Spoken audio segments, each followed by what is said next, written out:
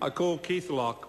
Thank you, Mr. Speaker. I want to speak on something that's missing from the Prime Minister's statement on Tuesday. The printed version of the speech avoided any mention of foreign affairs, and this actually fits the national government's foreign policy direction, which is well away from having an independent foreign policy for this country or engaging proactively with solutions to the world's key problems. And I think this was illustrated again yesterday when I asked the Foreign Minister, Murray McCully, why he was not calling for the immediate resignation of Hosni Mubarak as Egypt's president.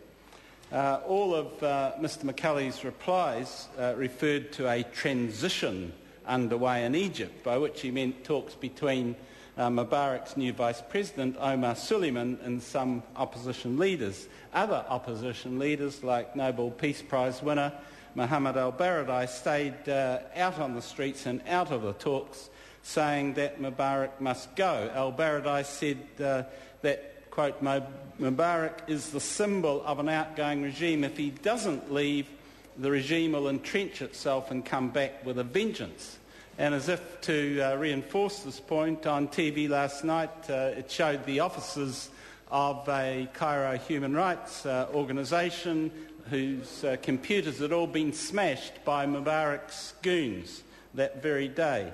In reality, Mr McCully is taking his guidance from the US State Department, which still refuses to call for Mubarak to resign now, having propped up his ruthless regime for 30 years.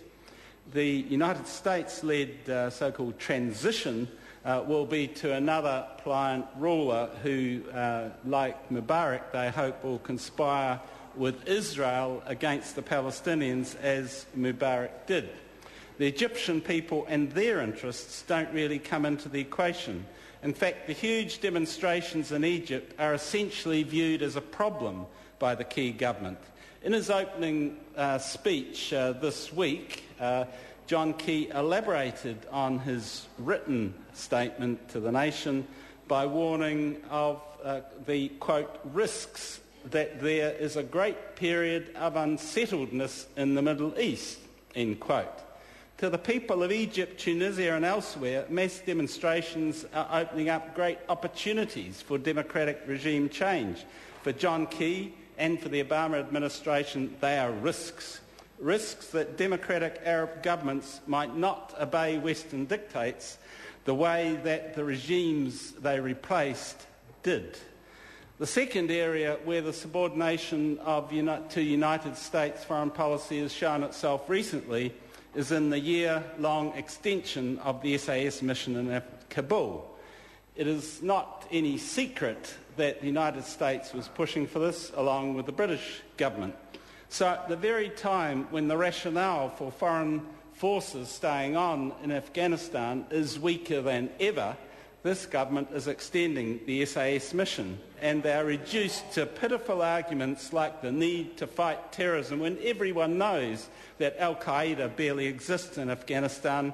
And if you're worried about terrorism, what better way to make the people in countries around the world angry enough so that some of them, a minority, end up as terrorists and kill people, is to have foreign forces in a country like Afghanistan killing the locals. That is the way to breed terrorism around the world. That is why it is so wrong that our SAS is in Afghanistan.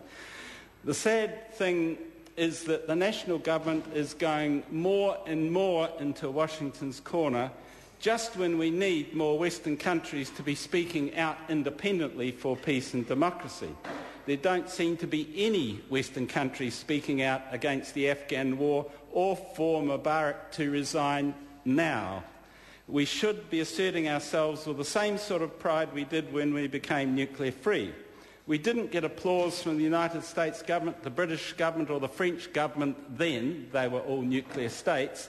We didn't get any applause from any single Western government, non-nuclear Western government either, all of whom lacked the courage to stand up to the three Western nuclear states, even though a large bulk of their people were supportive of the New Zealand anti-nuclear stand. Now the themes of National's foreign policy seem to be, 1, if possible, follow America, 2, or follow Australia, which will probably be following America anyhow, or 3, if we're dealing with the foreign policy of a big country we trade with, then tone down or eliminate any criticism of that country's government. This last approach applies to China in particular. New Zealand's criticisms of China's human rights record are so muted as to be barely noticeable. The Ministry of Foreign Affairs claims to bring up human rights with Chinese officials when they have meetings, but behind closed doors, which is probably some official saying to their Chinese counterpart, oh, you'll be aware I have to bring up human rights. Now that's done, let's get on to the real business. Late last year, when the imprisoned Chinese dissident Liu Xiaobao won the Nobel Peace Prize, New Zealand was virtually the last Western government to give any positive acknowledgement about 4 or 5 days later. It seems it only did so because it would have been a little funny if they were the only Western government not to make such an acknowledgement. The trouble with being so soft on the abuse of human rights in China and playing up to the Beijing government, for example, by bans on New Zealand ministers meeting with the Dalai Lama when he visits here, is that the Chinese government then thinks it can throw its weight around in this country.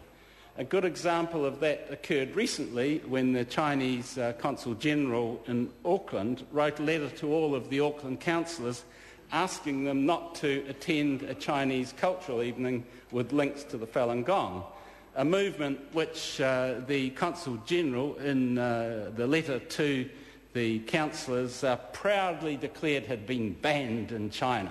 No recognition at all that perhaps New Zealand councillors wouldn't be terribly sympathetic to the government banning a meditation or religious group or whatever Falun Gong is. New Zealand politicians are now seen as a soft touch, so that the Chinese Consul General and the Chinese Embassy thinks that they can order us, representatives of the people, around in our own country. And there was a letter directed to some collaborators of the Chinese government, supposedly 29 Chinese organisations based in Auckland, describing Falun Gong as an evil cult and asking me, and presumably other MPs who probably received that form letter, not to attend the performance of the Xinjiang group, this Falun Gong aligned group. Now, how can we be proud of being so obsequious to the Chinese government and them throwing their weight around in this way? The fact is that the world is crying out for leadership, and it is often up to small countries to provide it. The campaign to achieve a convention to ban cluster bombs, finalised in 2008, was driven by 3 countries, each with about 4 million people, that is Norway, Ireland and New Zealand, to its credit. We have yet to get some of the important countries like the United States to sign up, but we're well on the way. At least we're sticking to our nuclear-free policy, which is a good example of how a small country can have a global influence for good. But this is probably more because of the pressure of the people, so that no party in this Parliament dares to stray from that policy. To combat such pressure from the people of New Zealand for a strong pro-peace, pro-democracy foreign policy, an independent policy, governments like this current government try and keep out of the gaze of New Zealand people the level of their accommodation, and this is what the WikiLeaks papers have shown. There are a whole series of examples there of keeping quiet about the military relationship with New Zealand, hiding the fact that full intelligence relations were established with New Zealand in August 2009, mentioning intelligence targets which would, quote, cause political damage if the public knew about them, etc., etc. Although it might appear that the Greens are having an uphill battle in Parliament to get governments here to have a more independent, more courageous foreign policy, we do, for the most part, have the people of New Zealand behind us. Most New Zealanders watching the Egyptian people in the streets instinctively support their call for the dictator to go immediately and not to allow the regime to stay entrenched in power. About half the New Zealand population, if opinion polls are anything to go by, think our special forces shouldn't stay involved in the interminable war in Afghanistan. And it is no accident that the printed version of the Prime Minister's statement didn't refer to foreign policy. John Key's subservient foreign policy is at odds with the independent, peace-loving spirit deep in the hearts of the New Zealand people. Thank you.